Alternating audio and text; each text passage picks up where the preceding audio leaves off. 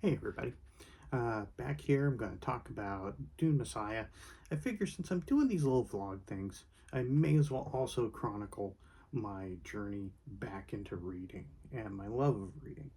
I read a lot when I was in junior high and high school, still kind of kept on in college, and then of course when I first started doing the cartoons, still read quite a bit, but it was starting to kind of fall off a little bit there as I got more and more into the internet.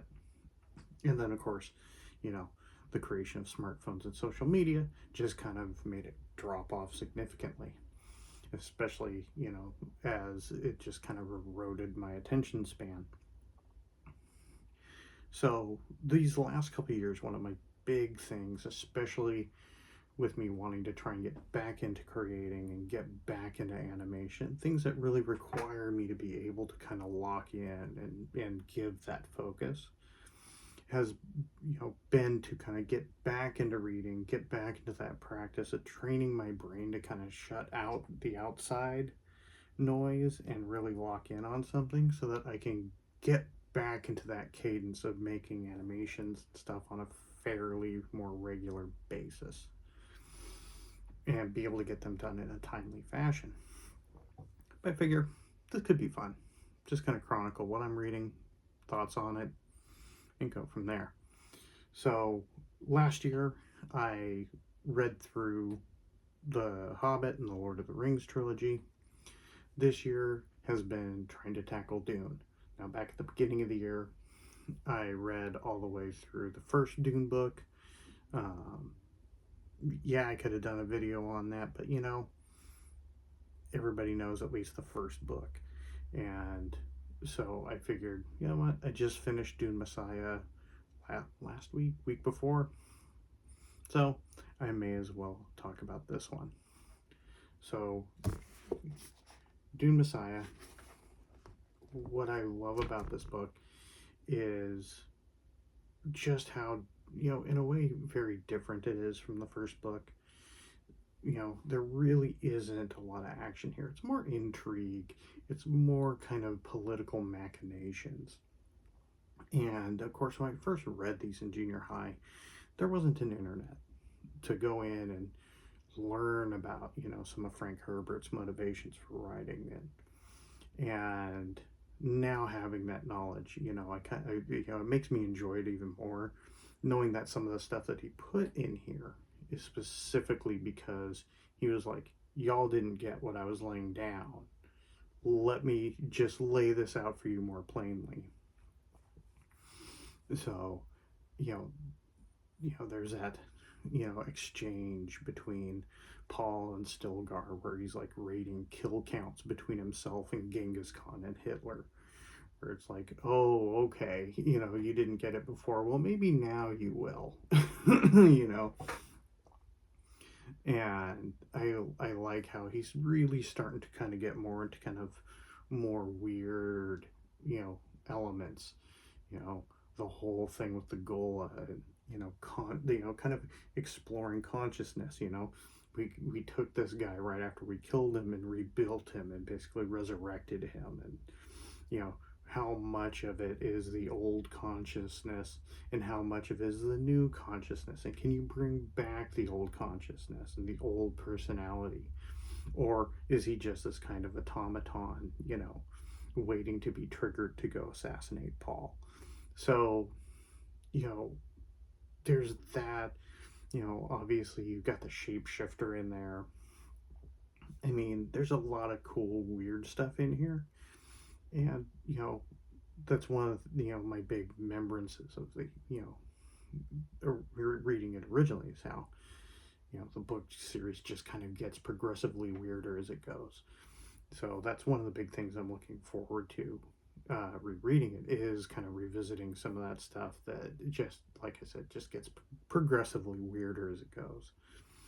uh, I know that they're looking at making this as a third in the new Dune series of movies, and I can't wait to see people's reactions to that, because, like I said, having read it in junior high, I knew it was a completely different vibe than the first one. And I don't think a lot of people in today's audience that know Dune from just these two movies really are aware of how different it gets. And so I'm going to be very interested to see what happens when this gets adapted. But also because, one of my disappointments with, the Dune movies recently has been that it kind of stepped back away from things, like the Navigators, which are inherently weird. So, just the way that it kind of stepped away from that, I'm very curious to see how they're even going to deal with some of the stuff in Dune Messiah, which it just, like I said, gets progressively weirder.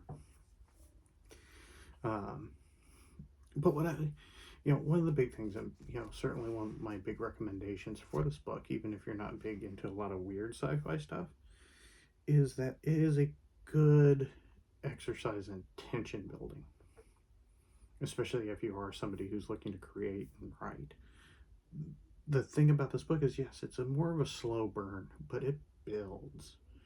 It just builds up and ratchets up that tension as you build towards the end of the book. Like, it's just constantly ratcheting that up as you're just waiting for, especially with Paul and his abilities, where he's constantly talking about how, he's marching towards this end that he can't change. So you're just constantly on this with him, where it's just like, okay, when's it going to happen? What's going to happen? And it just keeps building and building and building and building and building until you get to the end.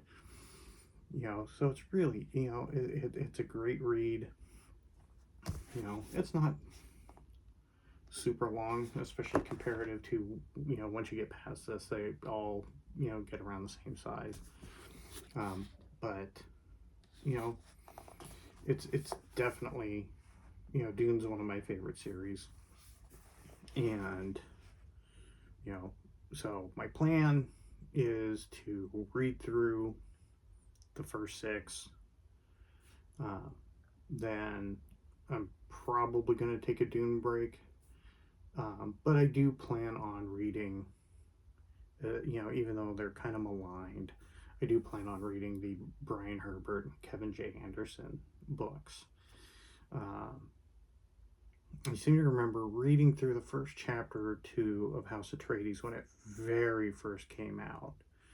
But I wasn't really doing a lot of sci-fi and fantasy then. I was reading more, stuff like Fight Club, Virgin Suicides, High Fidelity, kind of Nick Hornby, Chuck Palahniuk, that kind of stuff. I was reading a lot of Hunter S. Thompson back then. So I wasn't really doing a lot of sci-fi and fantasy at the time. So I'm curious to see, with more proper expectations that I have, how I'm going to enjoy these newer books. So, that's something that, I'll definitely do in the future.